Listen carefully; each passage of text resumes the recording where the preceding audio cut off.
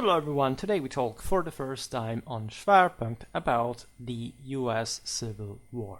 It's not the first time we actually skirted a bit. We talked about the build-up of the US Army since the War of Independence up until the thresholds of the Civil War.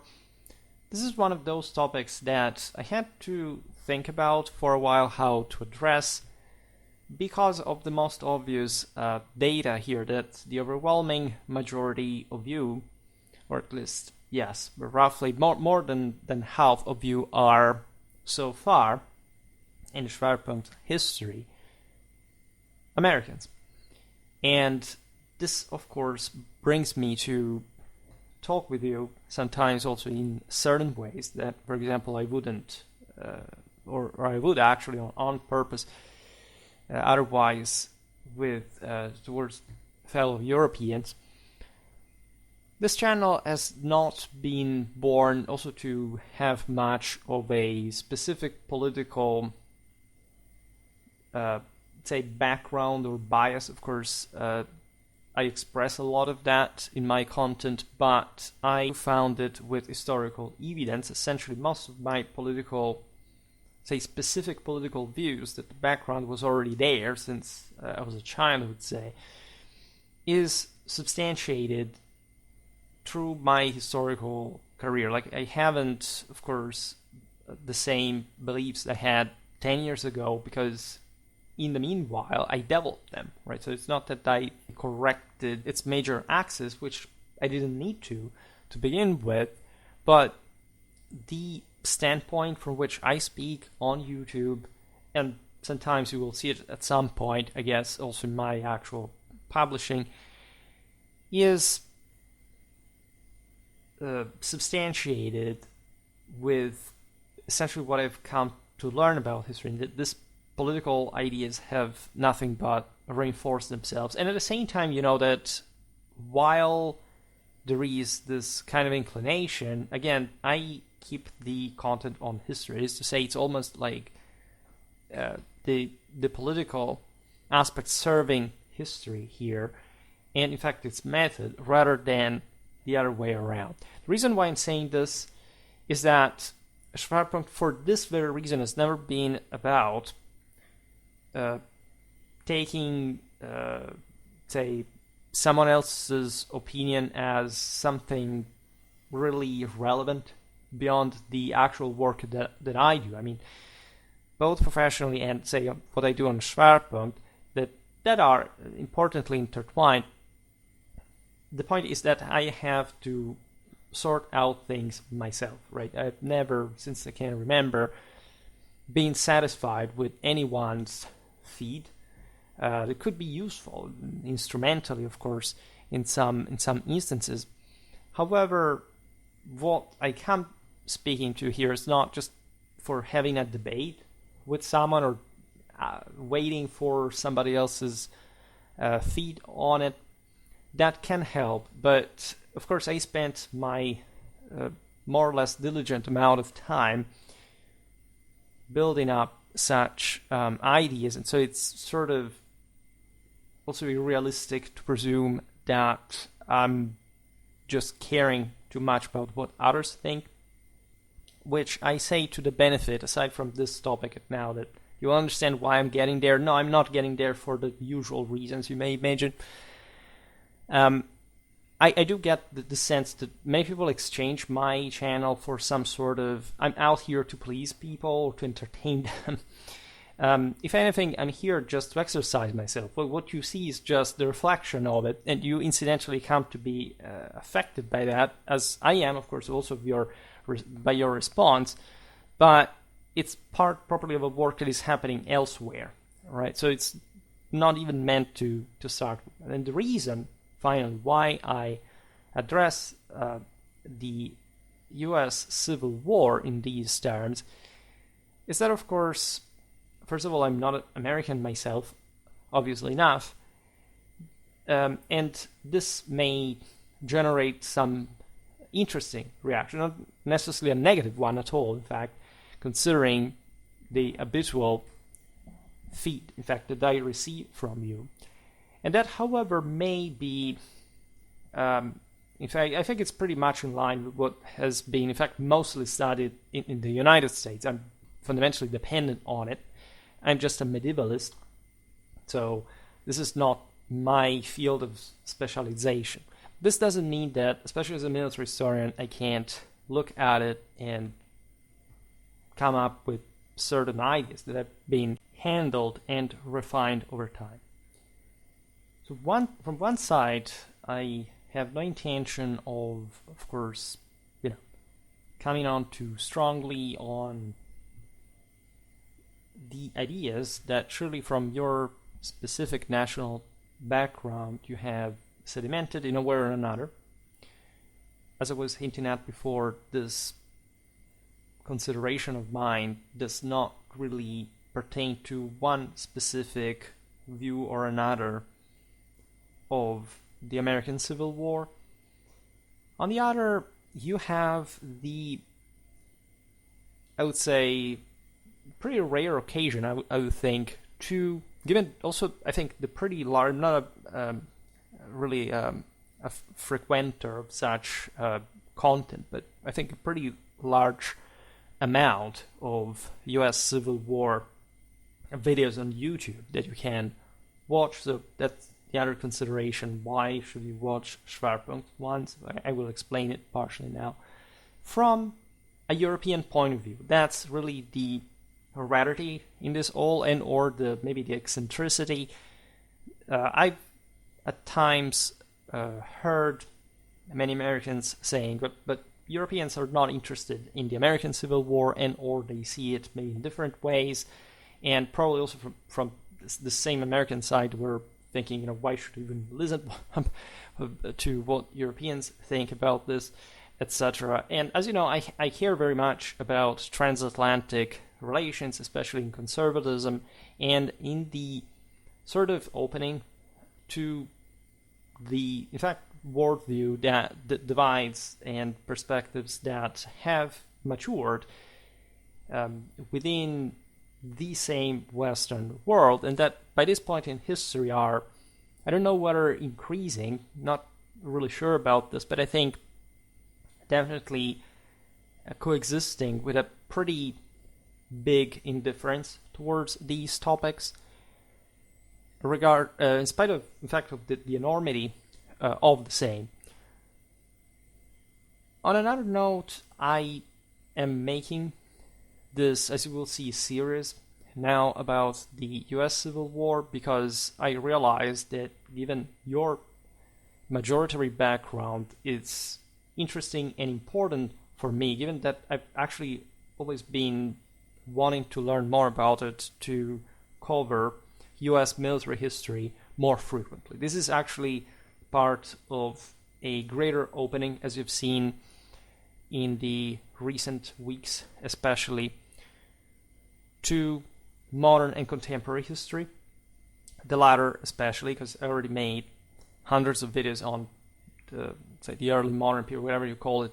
We call it in different ways, say from the Renaissance to, in fact, the bourgeois revolutions of the 18th and 19th centuries, which I think is necessary when you think about US warfare. Of course, the American Civil War is so crucial in shaping the same methods that we use today, not just in the United States, to study warfare, conflicts in general, and so it must be thoroughly analyzed.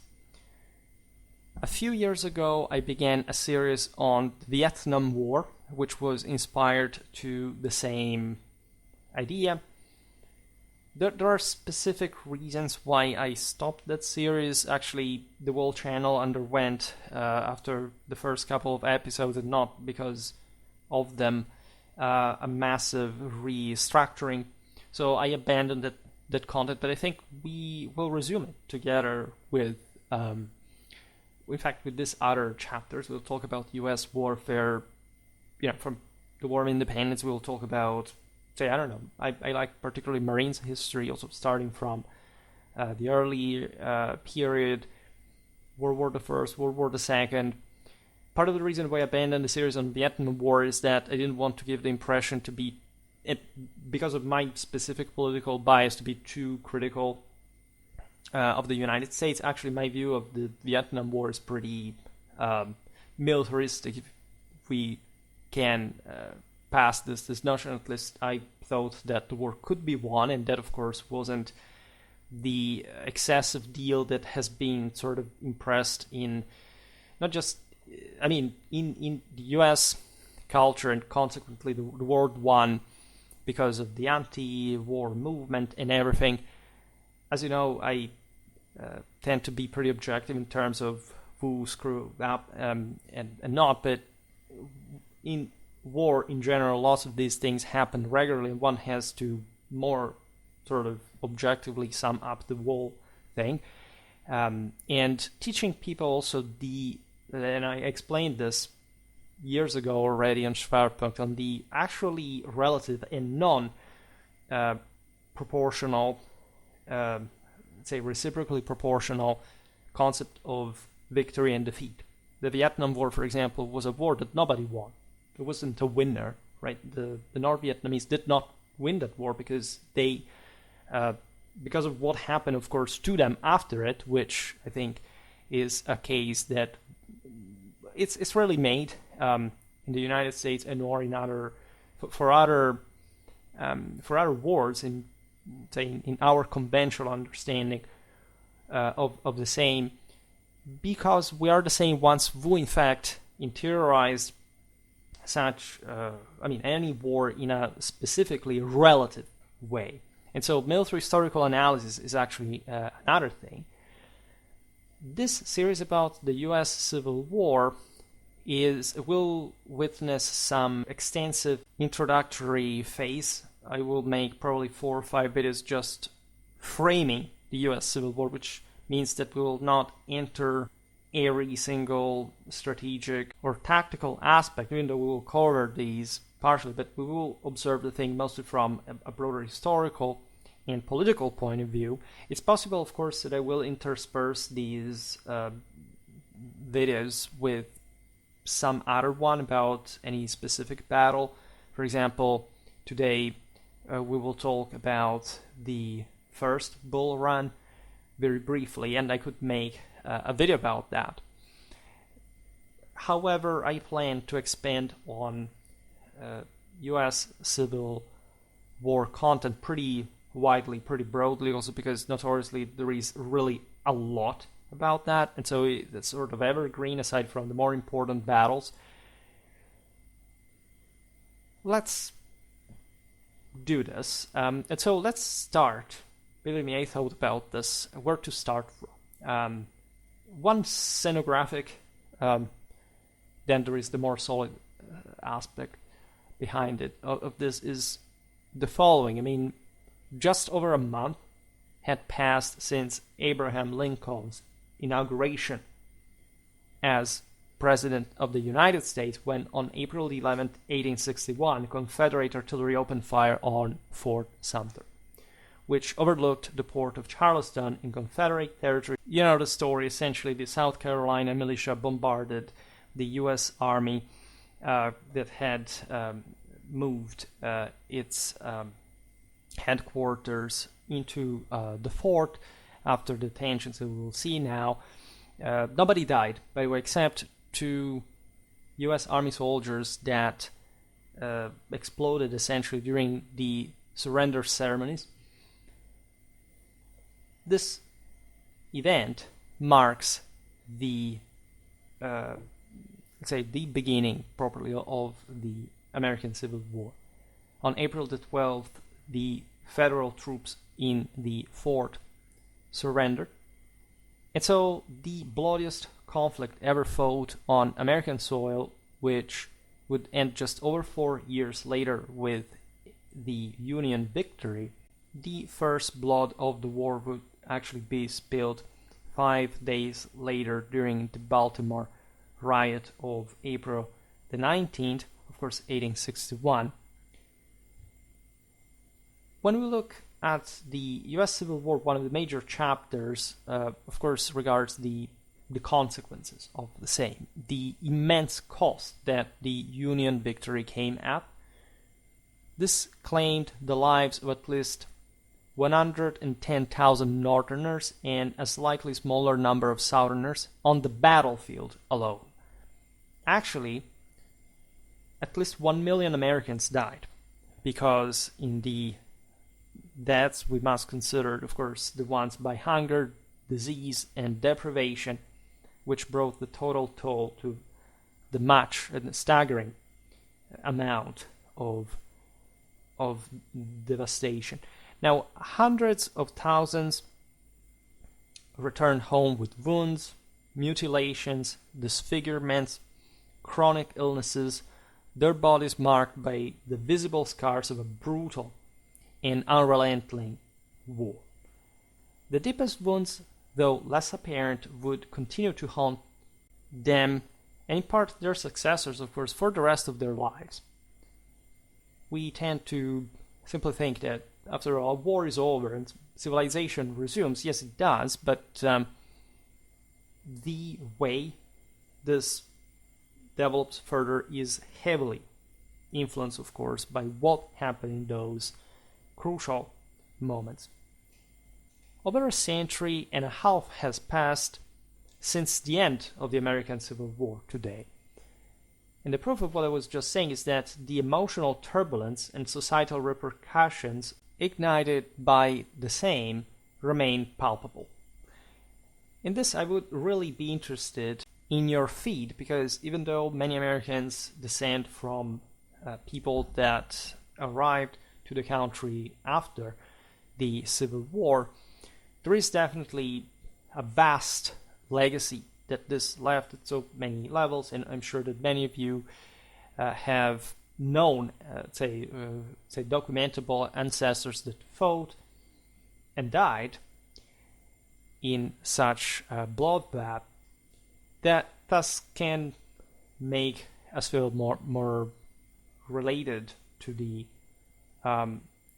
war, because that's the gateway. If you can bring your own, say, living testament in the memory of such events, not just treating them as something separated from the present or particularly far away in time, and I think the proximity, not just in a temporal sense, but also more essentially, can be felt to actually be serious about the historical inquiry of the same. Of course, as I was saying before, the sheer vastity of works written on the topic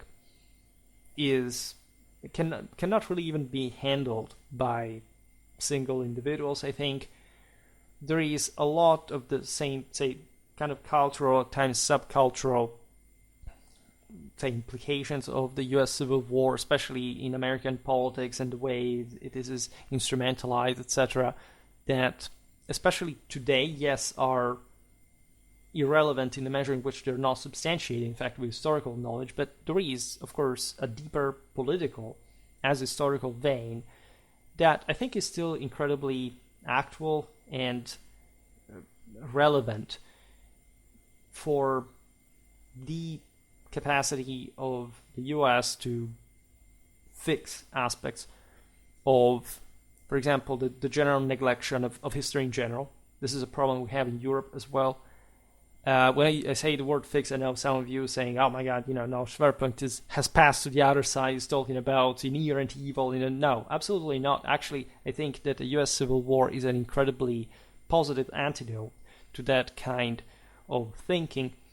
Of course, there is the rhetoric of the lost cause, which is very successful. As you know, in the United States, generally speaking, like we also in Europe, we have actually something similar to this in different countries' histories, for which there is some kind of rhetoric in most of the cases, of course, of the lost cause, because otherwise it would have been treated like in a very different psychological way. And that's actually the difference that victory and defeat really make.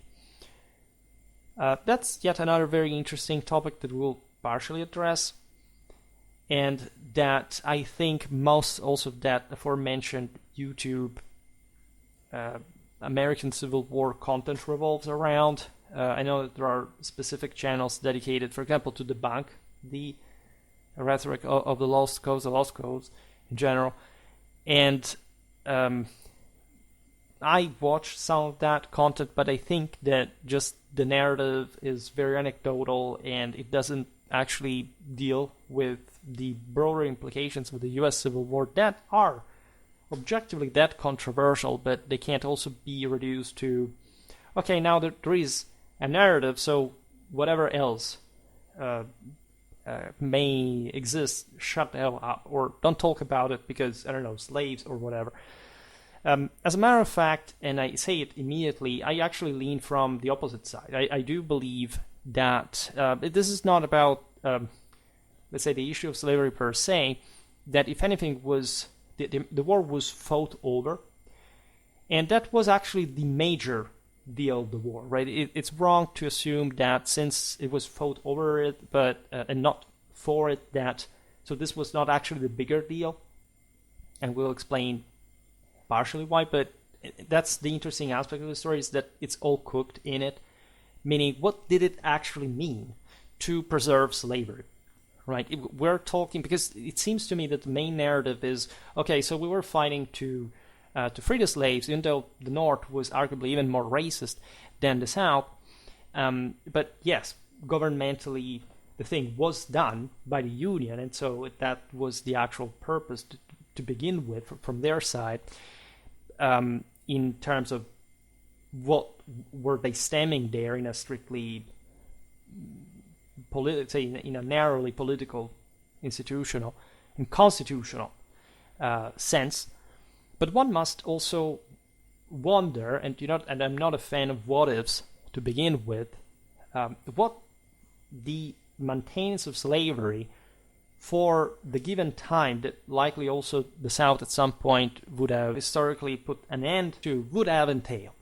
Because in that sense, yes, the war was not fought for abolishing slavery, it was fought over the abolition.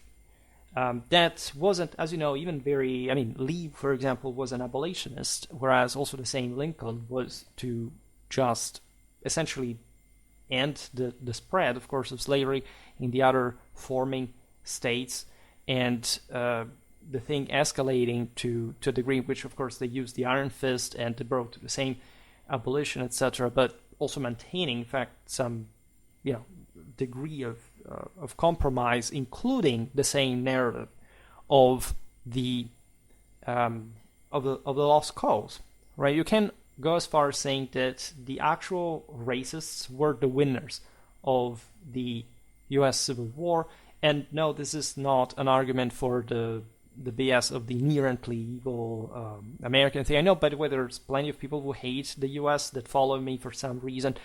And just perhaps I haven't talked about it too much, like they haven't manifested. But just know that this is not a channel for lesser people. So if you are, just get out of here, because nobody cares about you, and you're completely worthless for any purpose that this channel has. Another, and not just for that, by the way, this question mark is in fact the same reason why likely so few conflicts in history have been as thoroughly examined and recorded as the U.S. Civil War. A chapter maintaining enduring significance and continuing to evoke substantial public interest. That, as we just observed, is sometimes probably not strictly historical. It is political, right? I will not digress on the various sort of moralistic narratives that have been given to it. There have been, in the past years, also some very sort of public, I don't remember where it was the anniversary of something particular, whether, yes, I think so. I think it was in the 10s, the 150th anniversary. I just thought it was nearer in time. Time goes faster than it seems. In which also, say, prominent public officials used terminology like, we were fighting from the right side. And this is not to say, that there's not a right or a wrong, but that's a kind of phraseology that, honestly, we do not use in history, not because we don't want to make it political, but exactly because knowing how heavy such a term is, politically speaking, and considering the complexity of the U.S. Civil War, it's just something you can spend in a sort of, in fact, more subjectivistic way rather than, in fact, an objective one to begin with. As a result, the American Civil War remains a focal point for vibrant scholarly inquiry. We're still, in other words, sorting out what really happened. And for a medievalist that already starts seeing the late 13th or early 14th century as too big to sort of research, and even just within some regional confines because of the amount of evidence available, you can imagine what contemporary history is really about. We should actually open, given that we're talking ever more frequently about contemporary warfare, how, let's say, what does it even mean to study contemporary history? Because these different fields really produce very different types of historians. I personally get along pretty well with contemporary historians because I think that they are so somewhat not even doing real history, at least to the degree of concreteness and reliability that we can do, for example. I have incredibly bad relations with modernists at large because, as you know, I think that the modern era did not exist. It's one of the greatest scams in the history of historiography. And basically, these historians tend to not just to skip the problem of how much evidence exists already from the Renaissance onwards, but they actually even waste time in trying to maintain the delusion / illusion of the actual historical existence of such fabricated time or mindset.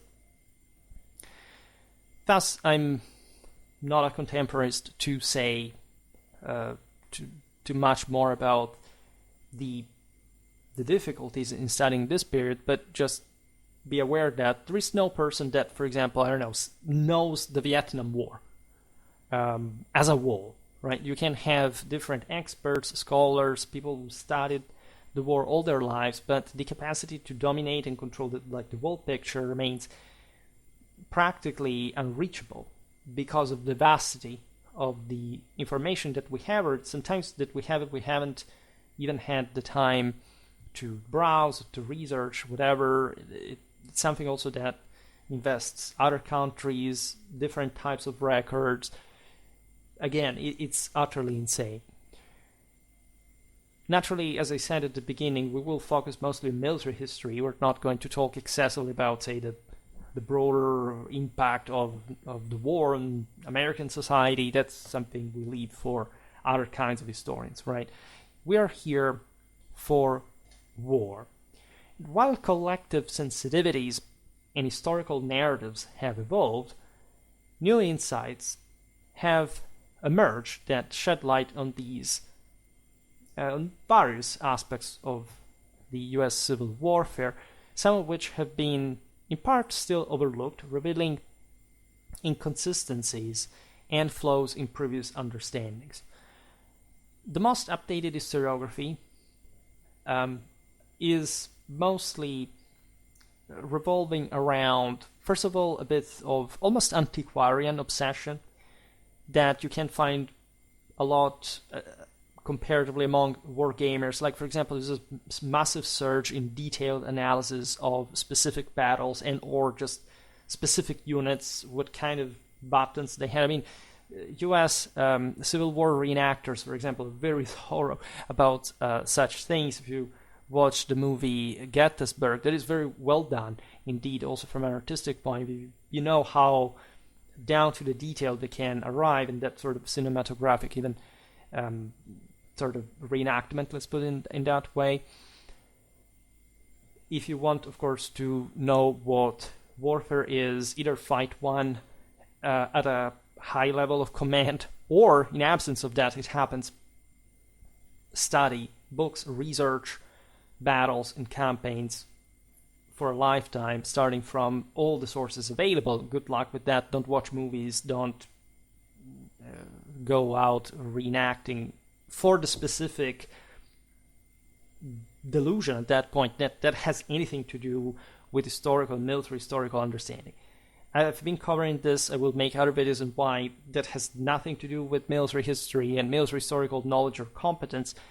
However, I know that that may be hard to hear if you come from that background. There's been also a more down to, this is partly coming from the typically US sort of social bias, social studies, but I mean, they were the first ones to properly develop this field of study. For example, in this case, the reevaluation of the memoirs, which of course can be really relevant, especially from a political point of view. But this ranges from both prominent and lesser known figures informed by updated perspectives on the war as a whole, and many people can also easily manipulate on the basis of, okay, let's just collect the people who said a certain thing, and and let's make it pass for the narrative because it's history, man, because it's sources. No, the entire point of history is not sources. The entire point of history is the critical analysis of sources, which is a very different thing. And so whether what you want to say is actually real, it happened historically or not. The latest studies have particularly emphasized also the novelty of the U.S. Civil War. I mean, and I like very much this idea. I mean, showcasing its novel traits and distinctive features, especially from a military point of view, it's really important. This interpretation has allowed us to reassess the importance of various factors within a rich and complex debate, recognizing that the war serves as both a case of study and a lens through which to analyze the transformations in contemporary warfare. In fact, as you well know, the confrontation between the North and the South anticipated aspects of World War I, including the use of trench warfare, the pivotal role of railways and telegraph communication and logistics, the introduction of the first automated firearms, to name just a few. Furthermore, it has crucial relevance in understanding broader and more comprehensive factors that shape the contemporary landscape of warfare, particularly the role of technology in the evolution of conflict. Even for someone that, as you know, insists very much on the fact that technology is not actually even remotely close to being decisive. Never be fooled by the tip of the iceberg perspective illusion. Technology is very important because wars are enormous things, and so the technological aspect gets declined in that level of amplification. But if technology, say, makes a 3% within the odds, which is already too high, I would think, considering the average, and the odds are pretty balanced, it's obvious that it can't be decisive, but that's only because you're relatively taking out like the 40+% of bases that you regularly ignore because you think it's technology. But again, I talked about this so often that it's useless to repeat it. Those who want to understand, as I was saying before, can't do it. About the others, we can't care less. Ultimately, the analysis of the US Civil War allows us to delve into the spirit and psychological effects of a tragedy that occurred in a Western nation during a relatively recent period.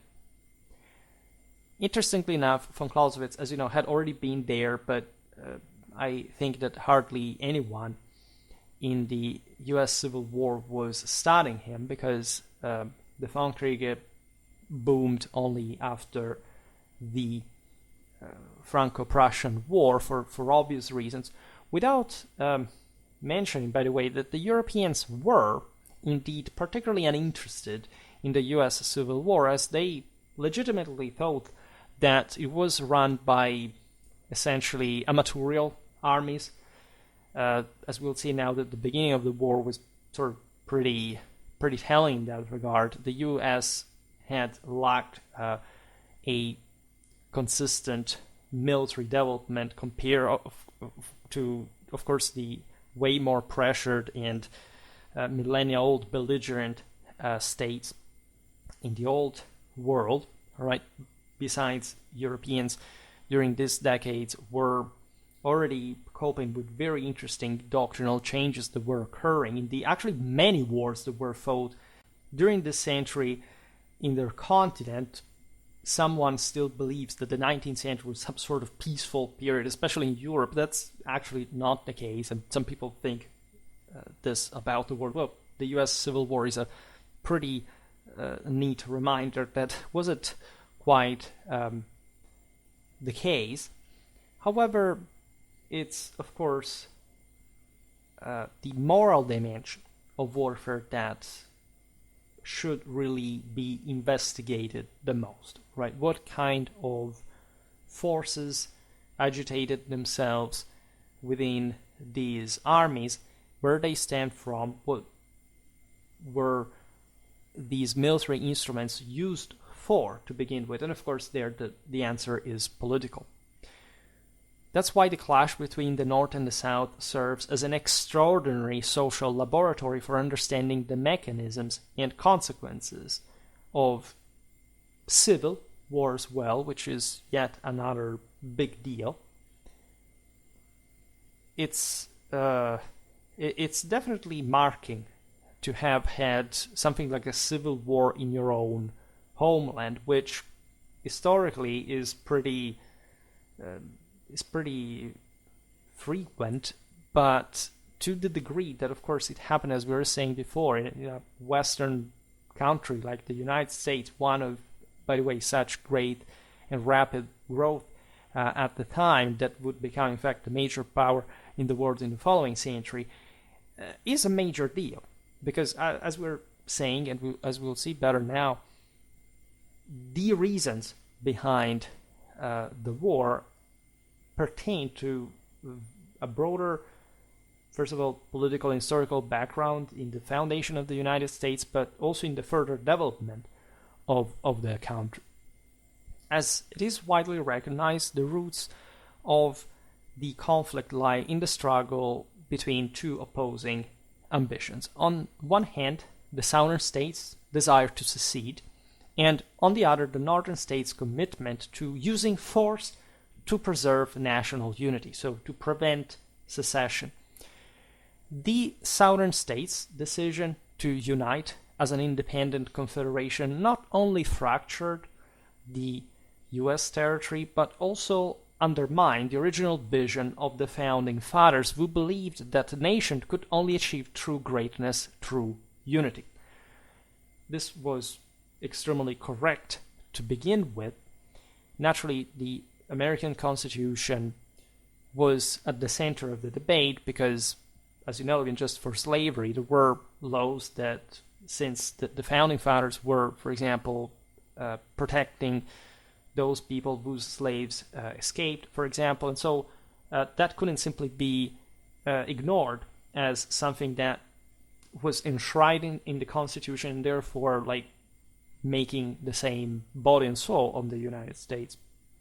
Over the years, the United States had developed into distinctly different entities, characterized by varied economic, social, ideological, and political landscapes. In the South, slavery was not only deeply rooted in racial prejudice shared by many, or actually even more by intensity and even number in the North, but had also emerged as a significant political issue. The northern states ensured their strong majority in the House of Representatives, however, notoriously had an equal number of representatives in the Senate, which helped maintain a delicate national balance. If the new states forming in the vast Western territories had been prevented from designating themselves as slaveholding, this fragile equilibrium would have been further threatened, jeopardizing efforts towards modernization and the centralization of the unitary state. As a result, the South faced a difficult choice: negotiate from a position of weakness or pursue secession and confront the inevitable consequences of war.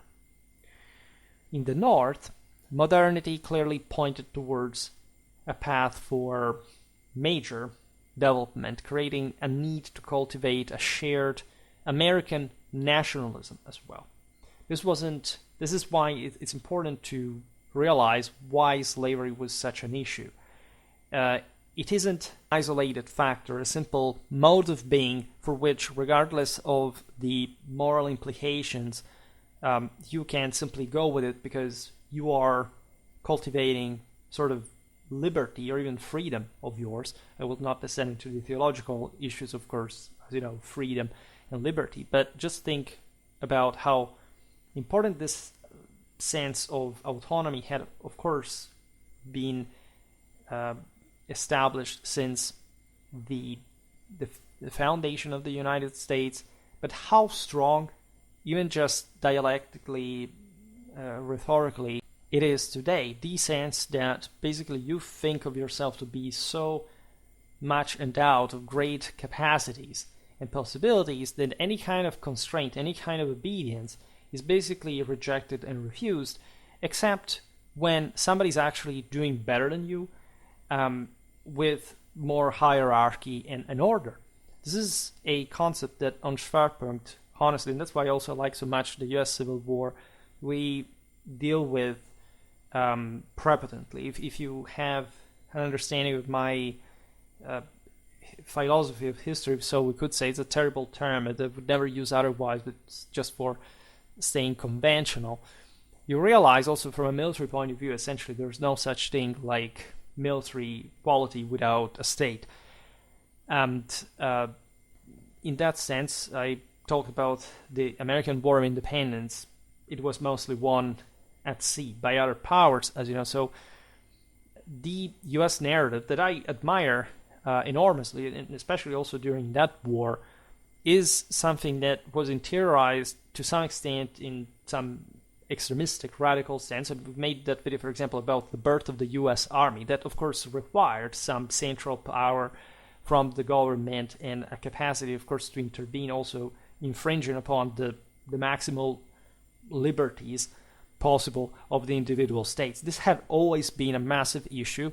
It has pros and cons that you can see still today. I mean, lots of people, for example, moving from state to state when they dislike the local legislation, and allowing for this inner competition and strengthening. This is actually a major plus in US political culture, and it's something that we hardly have in Europe, especially to that extent. Federalism belongs, of course, to many also important countries in Europe. You have the same Anglo-Saxon roots, and in fact, political matrix to a degree. But there is also another side of the coin that is, in fact, often refused in the Anglosphere, that can be extremely critical, for example, about the French Revolution, another aspect that basically, yes, claim the evil of such enterprises, but simultaneously do not explain how they could succeed or achieve what they did, because it's not like, I don't know, continental Europe or whichever country enjoys civil law is exactly an underdeveloped country or a military weak one. And I think in that case also the Napoleonic era is quite a great example. So that's why I said at the beginning, you have the unique perspective, to an extent, of course, of having a European talking to you about this. If anything, to highlight the differences that immediately strike you, because, say, if you're born and raised in the United States, hopefully to a degree you will have a good understanding of this. I know that it's not the case on average. Again, as a European, I can't say that we also have about it's our times as a whole. That's also why I'm generally defensive towards Europeans that claim that Americans are ignorant, which is a cliche to a great extent. But we also have to be, in fact, very honest about the pretty disastrous situation that we're coping with in this day and age. Because from that perspective, from that background, you may not actually realize how, for example, it works in other countries, and it worked since those very times in the same 60s, during the same, for example, U.S. Civil War. You have the Italian unification. In the 70s, you have the full of that. You have the German unification. So the world is really ramping up, also in terms of military expansion, of say production, of general aggressiveness, right? And of course, the United States would find themselves after the Civil War in a much different place, as far as also the general isolationism that would recur, like of course in U.S. history at different times, but that also brought to the American expansion outside, of course, of the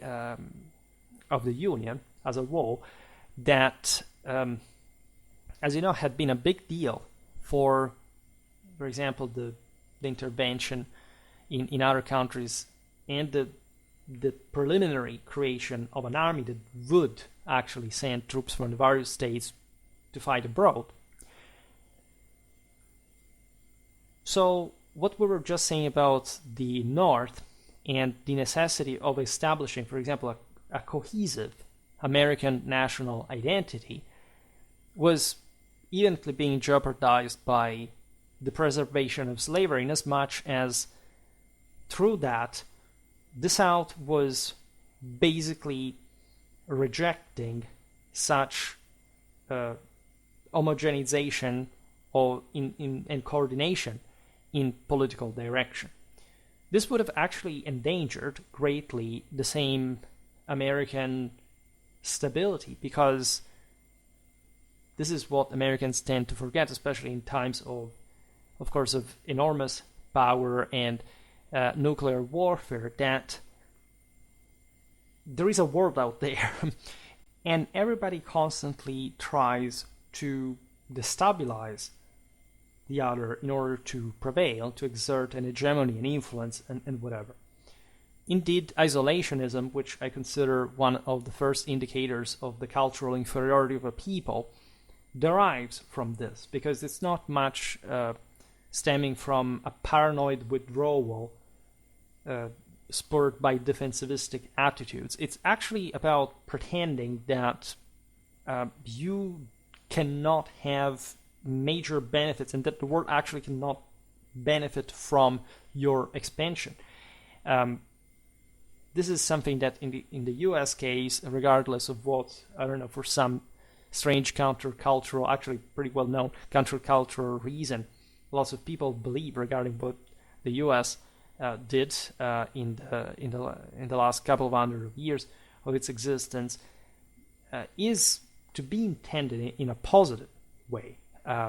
Cherry picking things that are not even just to be cherry picked to pretend that others do not see the broader picture. If anything, just tells how ignorant you personally are, and how most of the times actually unsuccessful in your own incredibly easy world that is so also, and to a great extent really to the United States, really shows. Unfortunately, cultural illiteracy, strategic undereducation, the idea that military history is just, again, watching kings and generals and thinking to have some sort of competence or political understanding to begin with, is the great disease of our times. I mean, we can't just ignore this, right? We live, if anything, in a world in which, of course, the main problem is not wrong ideas, but the lack of good ones. I mean, I believe that wrong ideas always fail because they really go nowhere. Most of the extremism that is shouted, that sort of bounces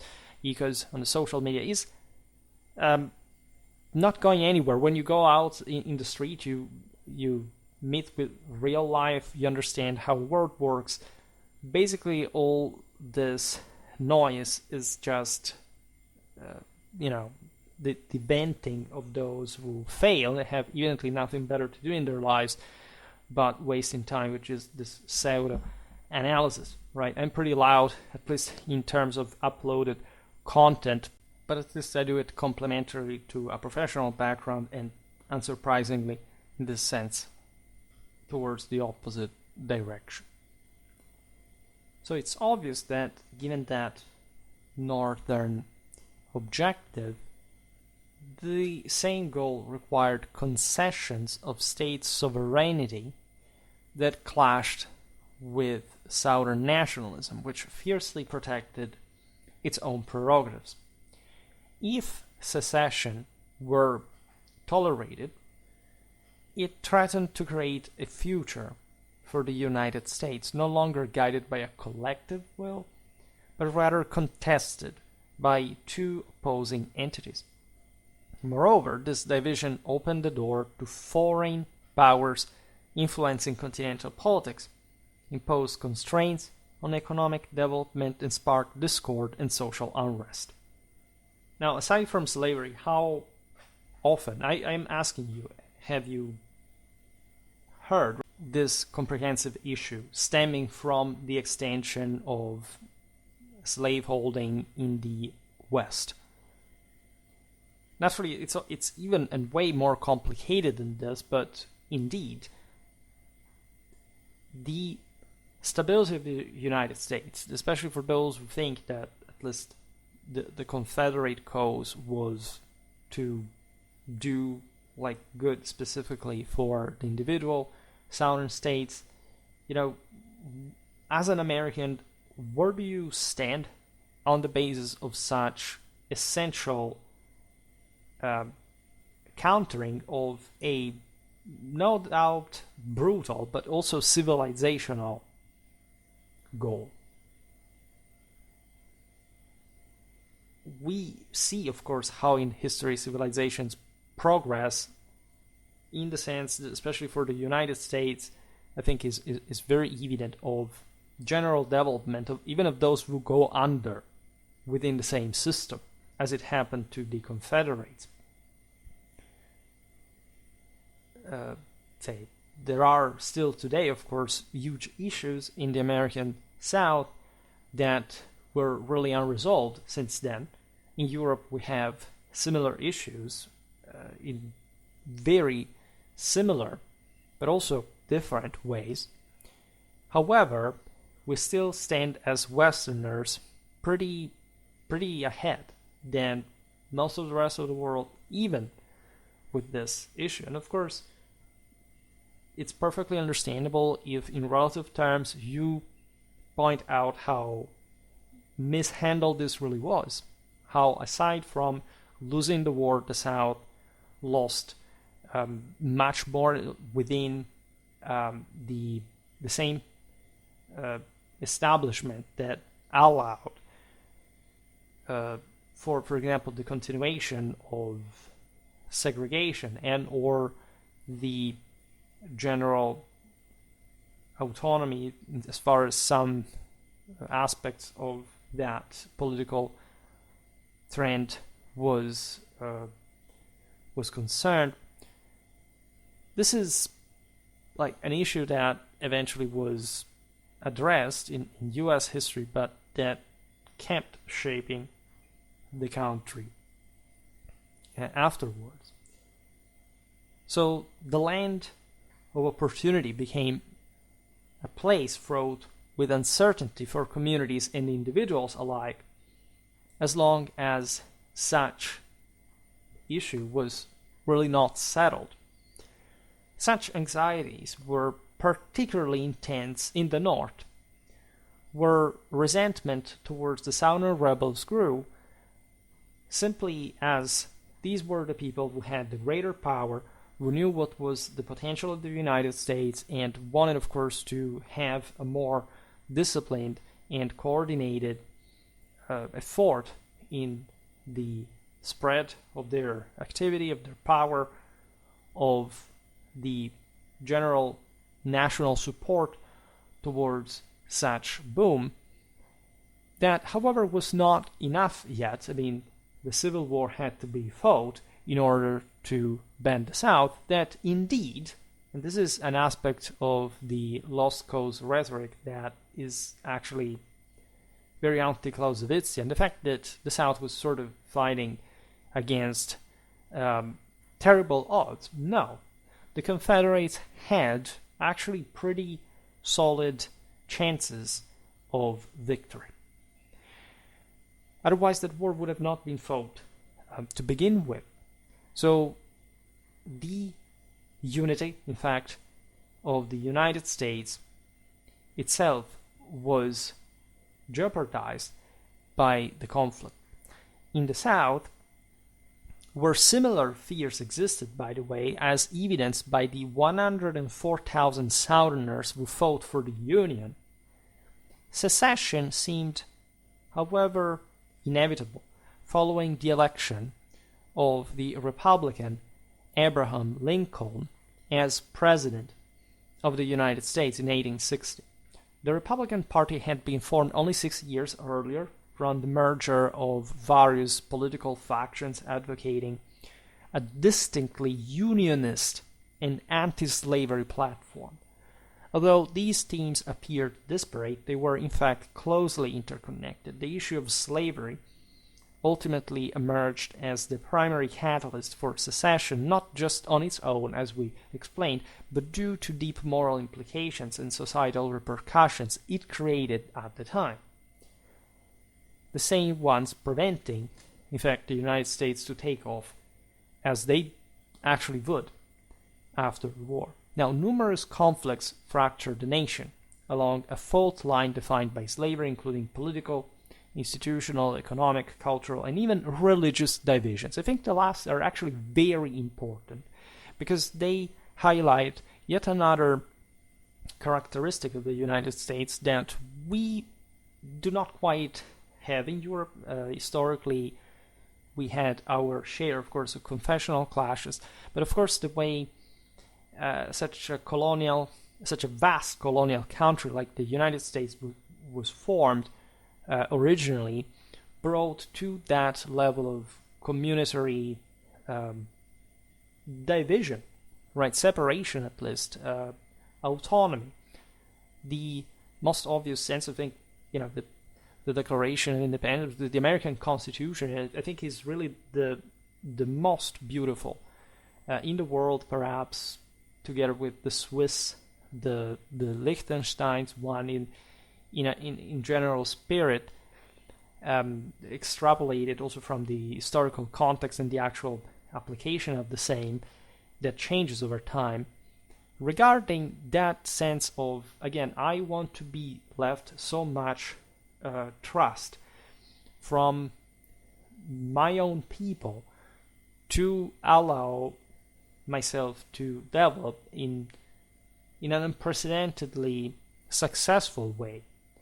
The idea of not being treaded on, not to be infringed upon, is as a person, which also rose the old issue of slavery, at least in the way it had been fundamentally avoided as an issue by the Constitution. The Founding Fathers notoriously pointed this out at some point. They realized that they prophesied correctly that there would have been a war fought over this. That was sort of the most obvious issue, at least starting from those principles. Really find a limit when the space for such autonomy shrinks in a way or another. First of all, banally, the West is not infinite. And the West is also to be actually administered in ways that, of course, are not just, the romantic guy out there in the wilderness living his own brutal, individual life. Of course, this was about a major civilization that skyscrapers would have been built in a generation. So the idea that even from a religious point of view, for example, you can't simply live out there without being touched by anyone, that fundamentally you you consider at the same level of an angel, for which no state, no man should have anything to say for your own good or for developing your own liberty, in the sense that you're evidently not a free person, even if you're out there in the wilderness, because there is always some limit in your humanity that, of course, separates you from divinity. And that God essentially allowed us to handle power through the same civilization. Even many traditionalists pointed this out, that yes, positivism is pernicious when it gets down to materialism, to this sort of mindlessly algorithmic idea of success, of constant, a limitless growth, but it cannot be denied in the manifestation of power in itself. In that sense, the Union was, of course, demonstrating something that, in fact, would be applied during the war, which the South would not, right? But the religious issue, more confessionally meant, really paralleled the secession. In fact, there was a religious one on the issue of slavery itself, preceded by the political one as well. For example, in the 40s and the 50s of the 19th century, the Methodist, Baptist, and Episcopal churches divided into northern and southern branches, also showing how, of course, these churches were fundamentally heterogeneous from the very within. The Mormons defended slavery with biblical justification, while the Quakers emerged as some of the earliest and most fervent advocates for abolition. The Lutherans also experienced a split, with Scandinavian and German congregations in the north mostly supporting abolition, while the majority of German congregants in the south opposed it, which also is quite telling. The same God, and we're talking literally the same holy text, the King James Bible, and similar interpretive approaches led to starkly contrasting conclusions on a matter of profound, of course, theological and moral significance, like as we just expounded it. Because, in a way, a point for slavery was the same one that a hierarchy of powers entails, right? The point is, of course, that if you think that you have the power to not to be oppressed and to shake off your chains, you would, of course, go out to war for that.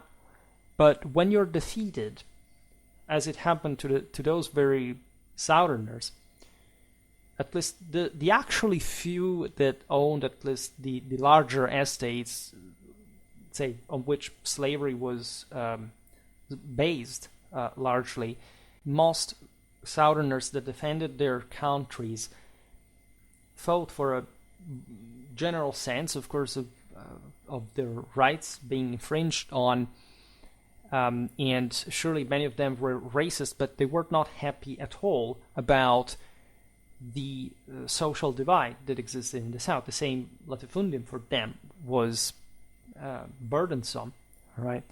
As we've seen, also many Southerners would enlist in the Union Army. You can thus say, however, that at the end of the war, those who are defeated are, in that sense, really inferior.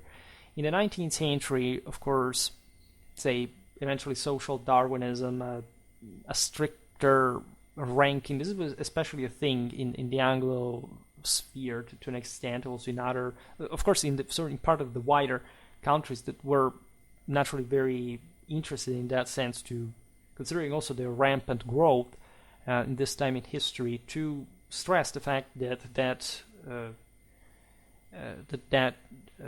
genotypic and phenotypic background would equate to a higher superiority, but still in a fourth estate or context where the idea was in fact one more of zoological materialism rather than the ancient tradition of race that spoke of transfiguration and of the capacity in fact to transcend race, and the fact that race would have been in fact a product of a moral issue, not of just a given thing that nobody understood where it would have come from, was conflicting with this, at least the way that we also know more commonly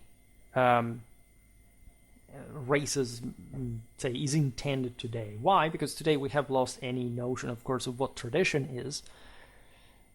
However, the war was lost, and so how do you explain that? How do you explain that those who won brought the country to unprecedented power and wealth in historical hindsight, and it already at the time was also, even to an important degree, also because of the victory, and that, in the sense, you had remained behind in the process.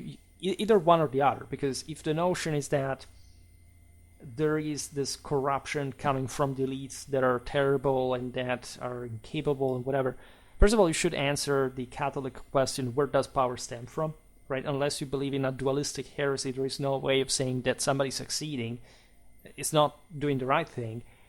But from the other, you should also explain how is that in this hierarchy, of course, those at the top are still, up to this day at least, mostly the same people of your race. So, of course, you can argue, well, the world is going towards that direction, that the racial mixing is actually the culminating point of this degeneration, right? I will not address this topic per se, but there is also a general sense that I was starting from the idea of liberty in itself. That is to say, if you think that slavery is meant to essentially also protect and cultivate and elevate the same slaves, because to a great extent it was one of the great narratives of slavery that also traditionally was founded on this principle, that it was an organic hierarchy behind it, right? So one of possible elevation. You, as like looking again at the power of the United States and how this was wielded and how you would fare in the world in comparison of that kind of average wealth and power and life expectancy as a bulky power like the United States is, didn't you grow also thanks to that and that economy? Of course, there are some arguments like saying, well, okay, but still it's as if our country kept growing with us within, and so it's also our merit. Again, I will not, this go on infinitely on a loop, and in fact, I'm not even making this video to make a case for, let's say, the evil of slavery in absolute terms in the entirety of the history of mankind, given that slavery is an incredibly also varied type of connection that at some point can be equated, for example, to servile status or to some clientry connection. There were some slaves, we've seen it in Mamluk warfare, like slaves being actually more powerful and more and richer, just in a higher condition than even the average freeman. We've seen it even in post-Carolingian Europe. We've seen it in many other issues. So, of course, in order to answer this, one should make a video on its own. Just remember that, however, it's especially if you want to understand the general belief of the time, the context in which this war was emerging, that indeed the world was specifically racialist in those times, to the point that, in fact, of course, the entire issue of pointing all on the ideological side of slavery is not really, it's not hypocritical at the time, because it really didn't even happen at the time just per se. Right? It's mostly just being argumented today, and even if at the time, of course, abolitionism was enforced with the iron fist to a degree, and only to a degree, by the way, the reasons, of course, for this being done went far beyond the issue of slavery, that again, for many abolitionists as well, was not this matter of radical moral problem residing within it. Now, in the South, like, the institution of slavery held, of course, deep economic, cultural, and moral importance. It was justified by, of course, the perceived racial superiority of whites over blacks, and constituted a foundational aspect of Southern society. Conversely, for simpler settlers, particularly the newly arrived farmers, the affluent Southern landowners, and their armies of slaves represented unfair and odious competition. Well, of course, slaves were used for that purpose as well, and that's why the issue in the West was so strong, because definitely the majority of colonists that had settled there were quite entrepreneurially minded individuals from the North that had also come there, as you know, with enormous struggle and capacity, and evenly loaded with what was needed to organize the thing from the bottom up, with great responsibility and individual liberty preservation. So extending such Southern model run by just an elite fundamentally to that world was unfeasible without a war at least. And that's why also, of course, the Union imposed itself so much. During the war, abolitionism initially became the military strategy for defeating the rebels and restoring the Union, because if you pushed for political and social discontent in the South by simply undermining the rule of these few landowners, you could easily get the support of the at least of an important part of the population, not just the slaves, of course, but mostly we're talking about some millions living in the South, but mostly also this other way of thinking concerning a different balance for the local communities. So punishing slaveholders was a means to weaken the Confederacy from the foundations, and protecting the United States from potential future internal strife. That also, in hindsight, seems to me that the single most relevant of all these issues. I mean, slavery was really a means to an end. And of course, in those times mindset, the belief that, for example, race was superior or inferior to another was completely normal, right? And people don't like to recall this because, of course, it would undermine all the story that this was done to free the slaves, and so it was just the purest thing ever. No, it wasn't. But this doesn't mean that it wasn't actually much more important in that sense and successful than, in fact, what you have sort of focused on, paradoxically, because you let racism running rampant for very specific purposes of political peace, let's put it in this way, leaving the South in part of that, and now you can't think anything but race, which is also from a European perspective sort of a very American issue, right? It's not that Europeans don't think about race, we would think about it even more than you, but we do not have a political discourse obsessed with this objectively ridiculous. Let's be extremely honest about it. The only excuse, also at some higher level than the average sort of expression of such ideas, is that America was born as a colonial country, so the issue of slavery couldn't but be so important at the end of the day and impacting in society in the following generations. Of course, in Europe we wouldn't have this, we would have colonies, but that's actually a very different story. unfortunately, that was the case. However, and so now you have to deal with that. And again, probably what happens today, of course, is not the best way it could go. However, there are some, of course, aspects of American culture that were quite, positively answering to this, that sort of stimulated a broader reflection on the same American history and the same sort of civic,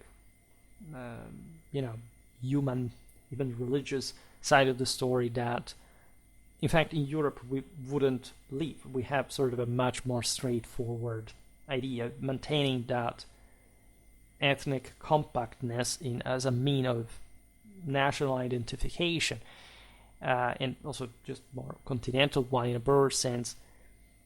So we wouldn't even bother ourselves to consider anything different. We didn't need to, all right? But we also lacked the effort, let's say what came positively out of a country instead had to deal with this issue.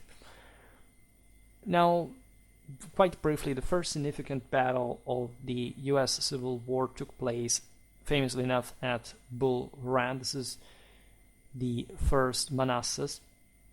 Until that point, the Union had hoped to swiftly defeat the rebellion to a straightforward and direct assault on the Confederate capital, Richmond, Virginia. However, the humiliating defeat suffered by the Union Army on that occasion, led by General Irwin McDowell, made it clear that the conflict would be far longer and more brutal than originally expected, which also speaks, of course, for the resolve of the Confederates. As we were just saying, yes, they lost in the end, so now we judge them for that in a different way, of course, from the one we would had they won. All right, because imagine American history had that been the case. And again, the notion that the Confederates were outnumbered or outgunned or whatever, it's BS, right? Wars are not, even if it had been in fact the case, that was not the decisive factor, right? It took the cooperation of someone like Lincoln and Grant operating that, in fact, Clausewitzian sense, politically and militarily, respectively, creating, especially from a strategical point of view, a comprehensive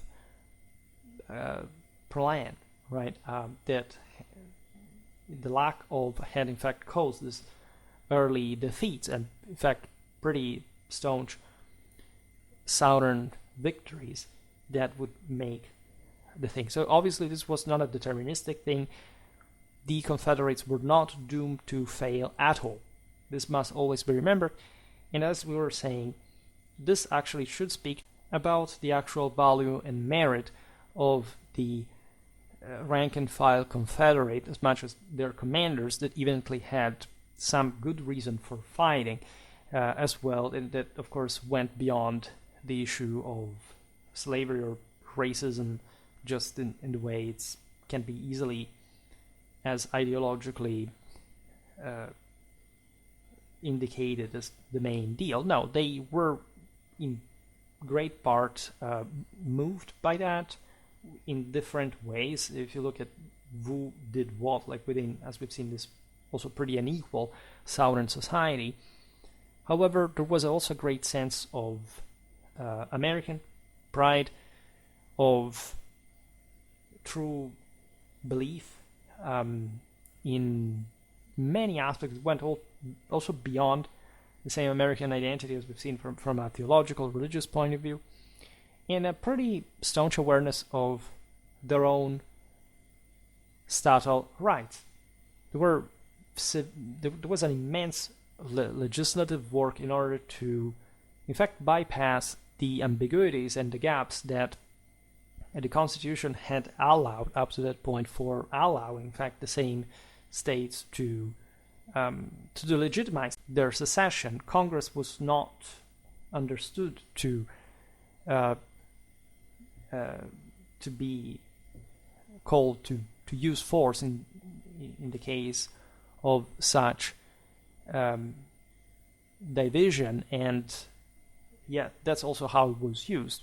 So of course this has nothing to do with this is part of the same lost cause rhetoric, indeed, the myth of Southern chivalry, and so that's also largely, I mean, every people has its merits and so on, but the capacity that the Confederates demonstrated, of course, reflects a broader reason, which was not as good as the Union's one, finally, because of the obvious outcome. And yes, right is might, and not hypocritically or just banally, right? There is a reason if somebody wins and somebody loses, because there are reciprocal relations here, so you have to understand why one had the chance to do, in theory, everything, and they wouldn't, and they would essentially let themselves being defeated to an extent, because at some point you collapse, you capitulate. It's not like all the South was dead, at the end of the war. And so politically and socially this happens because at some point, as von Clausewitz says, war is an act of force compelling the enemy to fulfill your will, right? He also explains how this passes through plain butchery in a strictly military sense, but of course there's never such a thing like full annihilation. It's always a political decision why these peoples are still standing on their feet. Doesn't matter how heavily destroyed the South, by the way, became. I also made a video about the one about the Mexican War and the U.S. Army until, in fact, the Civil War. At the end, especially, you talk about the Anaconda Plan. It was meant probably to strangle the South, given the general backwardness of the means. I mean, the fact that the Union had the means to blockade the South, which also would turn out to be unsuccessful, at least compared to what they expected they could do. It's also why the war continued for so long. As you know, also in that frangent, for example, Britain was quite sympathetic to the Confederacy. So the world was not, of course, what we know it like today. It came to be that also through such an incredibly important war in the history of mankind. Going back to the first Bull Run, despite the setback, of course, the resolve of the Union did not waver either. Right? In fact, it became even stronger because of that, which is yet another very good quality from the other side. Before the first Manassas Confederates believed they could undermine Northern resolve and separate from the Union with minimal military effort. So actually they were the ones that in this sort of greater, this longer range political vision had failed in that first important step. And ironically, their victory shattered that misconception. There are battles of this kind in history that actually impress much more the winners in terms of the defeated resolve than the other way around. In response, in fact, President Lincoln quickly signed legislation to expand the Union Army by 500,000 men, with terms of service extending for the duration of the war. There was actually a great enthusiasm from both sides. I mean, Americans went at one another in this war really confident about the butchery. Surely Bull Run, also from a strictly military point of view, was highlighting all the problems that the American militaries, we can say plural, had. In a general sense, we partially saw how it worked, how, of course, the U.S. Army would would, of course, inform the various armies during the war, especially since what had happened in the previous decades, especially the Mexican War was particularly important. It was really the big step for further and great American success, as you know. But the United States did not have a great military tradition. If anything, they were too young for that anyway. We will talk partly about the development of the American doctrine through this series, and I will make other videos specifically on this, but this battle was disastrous in that sense. There were just, say, frontal attacks. There wasn't much of a great coordination between infantry and artillery. It was also incredibly violent to begin with. This showed that the will was strong, but the means were unrefined. So both sides, this reflected, of course, how they also believed the war would have not lasted that long, right? And they thought about some sort of more contained confrontation, but it was immediately evident that the motivation behind what was going on was so big, and we try to explain the reasons today, that that would immediately translate into a pretty concrete military degree. Furthermore, Congress at this point swiftly passed the Confiscation Act, which stripped Confederate supporters of all their enslaved individuals. Of course, like just in theory, for now, marking a crucial initial step towards the emancipation of African Americans. Now, this